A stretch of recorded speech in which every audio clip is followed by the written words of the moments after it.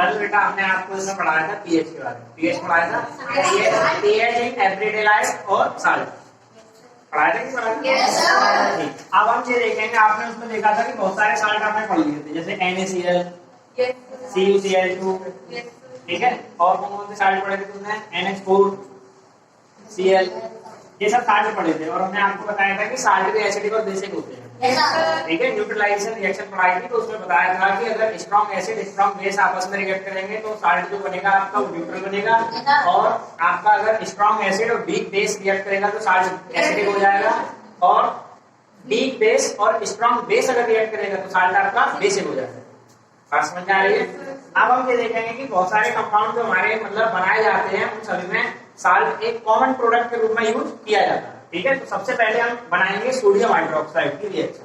मतलब इसमें ये बताया जाएगा कि जब सोडियम हाइड्रोक्साइड की फॉर्मेशन की जाती है तो साल्ट का यूज किया जाता है। किसका यूज किया जाता है? सॉल्ट का यूज किया जाता है। बात समझ में आ रही है? इसको समझने के लिए आप थोड़ी रिएक्शन देखेंगे और समझने की कोशिश करेंगे। इससे क्वेश्चन पूछे जाते हैं, ठीक है। इससे क्वेश्चन कैसे पूछे जाते हैं? हेडिंग का डालिए सबसे पहले, आपको वो देख लीजिए, chemical from common salt. Chemicals from common salt. Common salt का मतलब क्या होता है? NaCl। मतलब कॉमन साल्ट जहां भी लिखा मिल जाए तो इसका मतलब ये है कि इसमें किसका यूज करने वाले हैं? NaCl, ठीक है। तो केमिकल्स बनाए जाएंगे, किससे बनाए जाएंगे? फ्रॉम कॉमन साल्ट, ठीक। तो सबसे पहला जो केमिकल होगा वो सोडियम हाइड्रोक्साइड होगा। कौन सा होगा? Sodium hydroxide.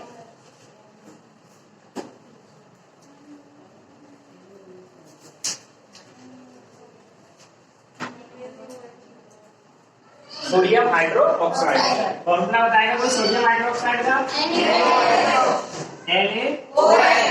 NaOH, ठीक है। इसकी फॉर्मेशन की जाएगी, ठीक है।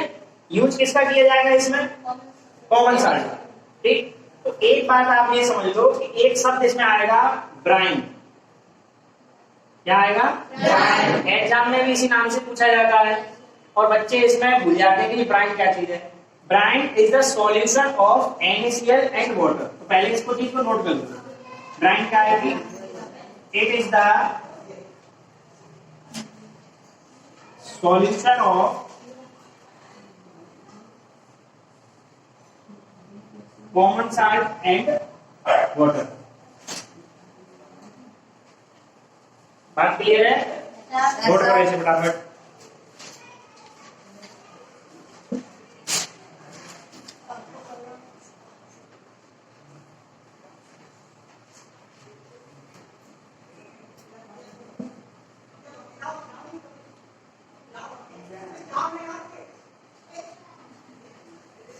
नोट कर लिया इसको?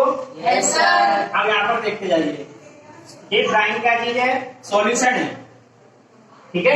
ऐसा सॉल्यूशन है कि सॉल्यूशन की स्टेट कैसी होगी? Solid, liquid, gas? लिक्विड, ठीक है। किस स्टेट में होगी? लिक्विड कह सकते हो, एक्वस कह सकते हो, ठीक है। Common salt and water. यानी आपसे पूछा जाए कि ब्राइन क्या है, कि ब्राइन का मतलब होता है कि पानी के अंदर नमक को घुल देना और उसके बाद जो सॉल्यूशन बन जाता है।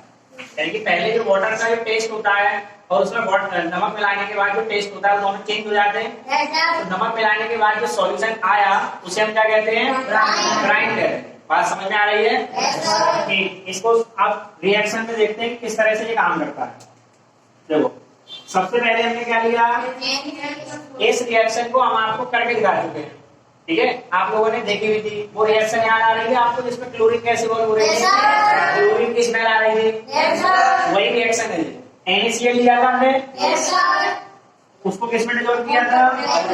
वाटर में, ठीक है। वाटर में डिसॉल्व किया था और फिर उस वाटर से क्या पास करा दी थी? इलेक्ट्रिसिटी। अब यहाँ पर समझ लो, इलेक्ट्रिसिटी पास कराने से कौन सी रिएक्शन हो जाती है? और कल तुम्हें बताया था हाइड्रोलिसिस। हाइड्रोलिसिस का मतलब होता है कि कोई कंपाउंड को पानी में घोल देना, हाइड्रोलिसिस कहलाता है, ठीक है। अब किसी सॉल्यूशन से इलेक्ट्रिसिटी पास करा देना इलेक्ट्रोलिसिस कहलाता है। तो यहाँ पर हमने क्या किया? इलेक्ट्रिसिटी पास कराई, तो इसका क्या हो गया? इस कॉम्बिनेशन को क्या बोलेंगे? ब्राइन। क्या बोलेंगे? ब्राइन। समझ में आई कि नहीं आई?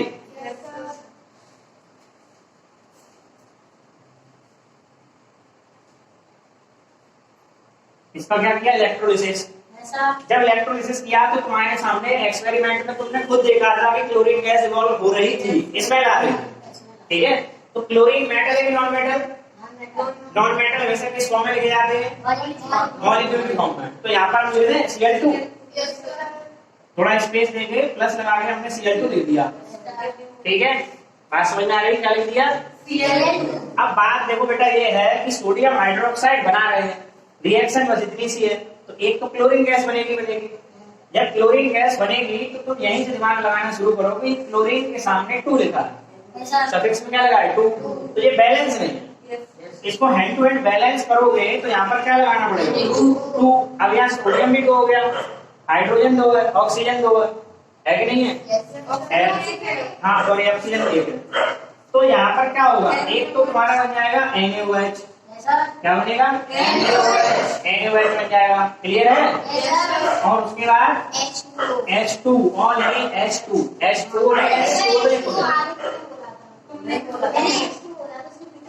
अरे बेटा इधर देखिए आप, ठीक है। NaCl और वाटर की रिएक्शन कराई तो उससे इलेक्ट्रिसिटी पास करने पर आपका क्या कंपाउंड बन गया? Sodium hydroxide. बात समझ में आई? क्लोरीन गैस और हाइड्रोजन गैस। बात समझ में आ रही है? अब यहाँ पर थोड़ा और दिमाग में प्रेशर डालने की जरूरत है कि क्लोरीन की वैलेंसी कितनी होती है? -1 माइनस होती है, ठीक। और हाइड्रोजन की प्लस। अब 2 पेंसिल का इस्तेमाल हमने किया था इस रिएक्शन को करने में, पेंसिल का किया था। पेंसिल को इलेक्ट्रोड मान के काम किया था, क्योंकि 2 ग्रेफाइट की बनी होती है और ग्रेफाइट से इलेक्ट्रिसिटी पास हो जाती है। बात क्लियर है? अब आप ये बताइए कि आपने क्लास 9th में हमने आपको कैटाइन एनाइन पढ़ाए थे, कैथोड एनोड भी पढ़ाए थे। कैटाइन पॉजिटिव होते हैं, याद करने का तरीका बता रहे हैं। कैटाइन पॉजिटिव होंगे तो कैथोड कैसा होगा? नेगेटिव। कैथोड कैसा होगा? आपको हाइड्रोजन कहां पर मिलेगी? कैथोड पर। और क्लोरीन कहां पर मिलेगी? एनोड पर। क्योंकि एनोड को एनाइन कैसे होते हैं? नेगेटिव, तो एनोड पॉजिटिव और जे नेगेटिव होता है। पॉजिटिव नेगेटिव का कॉम्बिनेशन बनाने के लिए कहां मिलेगा? एनोड पर। और जे कहां मिलेगा? कैथोड पर। बात समझ में आई कि नहीं आई? बोलिए। इसी रिएक्शन को हम कहते हैं क्लोर एल्कली प्रोसेस। कल हमने आपको बताया था, क्या बताते हैं?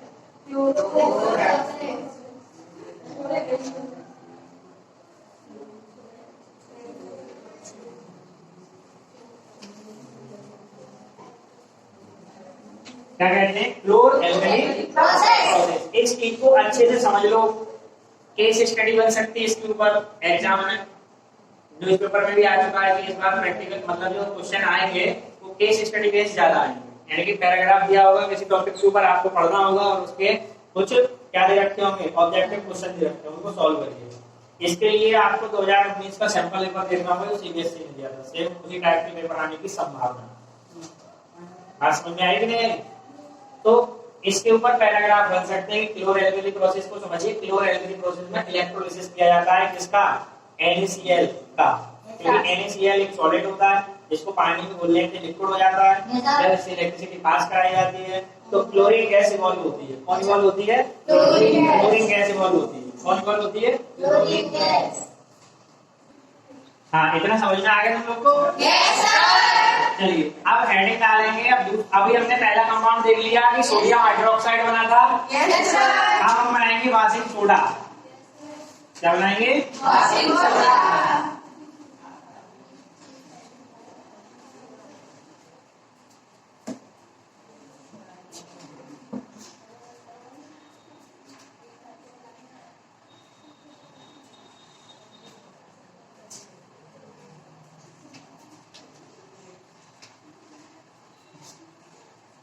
फॉर्मूला क्या होता है वाशिंग सोडा का? Na2CO3.10H2O। सही बात।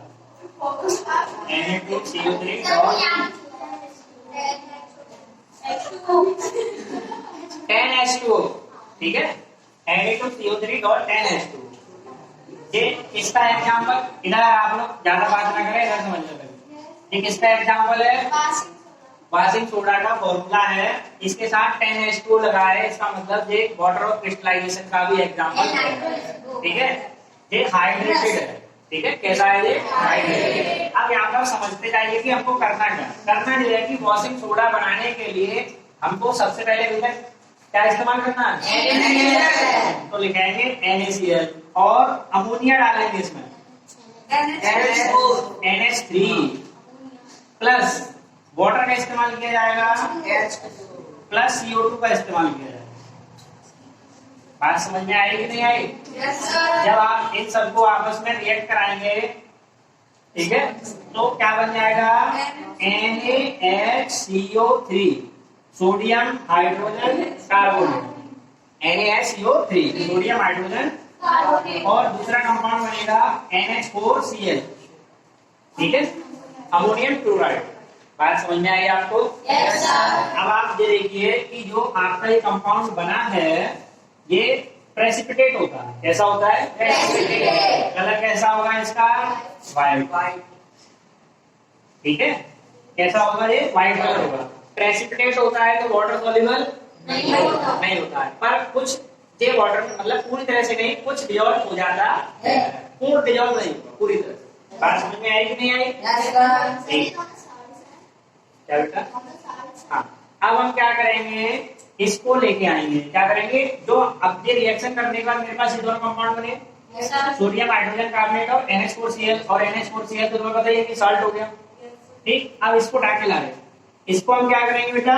बताओ क्या करेंगे? हीट करेंगे।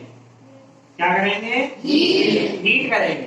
हीट करने के बाद हमें क्या मिलेगा? Na2CO3 and CO2 plus H2O। इतना हमें मिल जाएगा। इसको हम कहते हैं soda S and hydrous sodium carbonate, जी हाँ, इसको कहते हैं सोडा S। याद कर लो, इसी तरह से क्वेश्चन आएंगे। बात समझ में आई कि नहीं आई? क्या कहेंगे इसको? Soda S। इसी को कहते हैं एनहाइड्रस। एनहाइड्रस क्यों कहा? क्योंकि इसमें वाटर नहीं है, और जिसमें वाटर होता है उसको क्या कहते हैं? हाइड्रेटेड या हाइड्रस।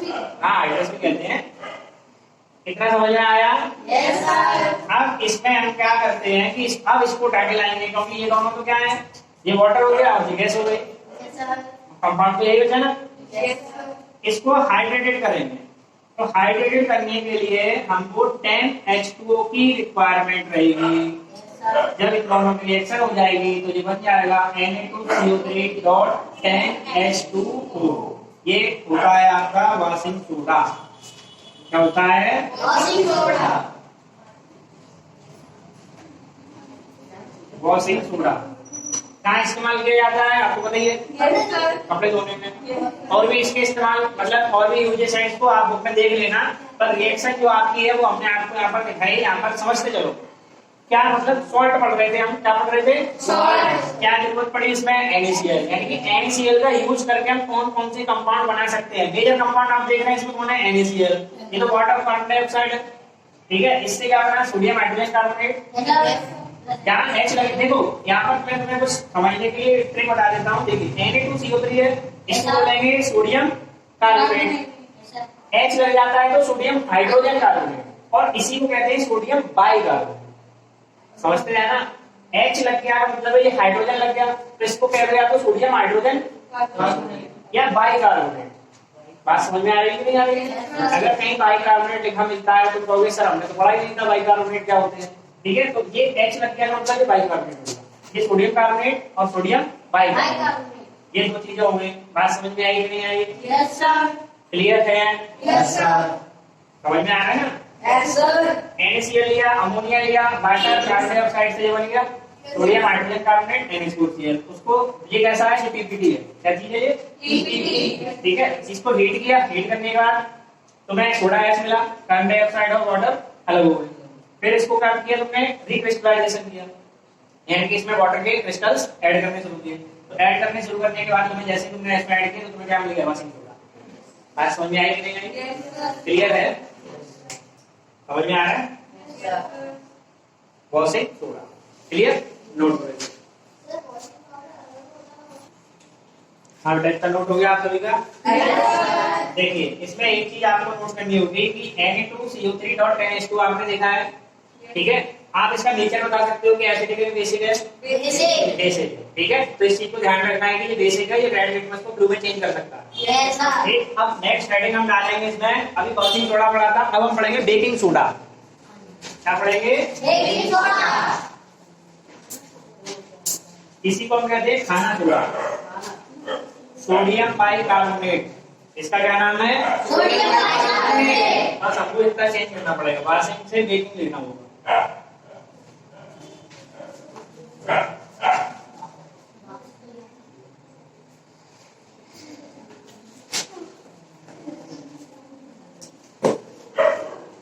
देखते जाओ जरा फटाफट।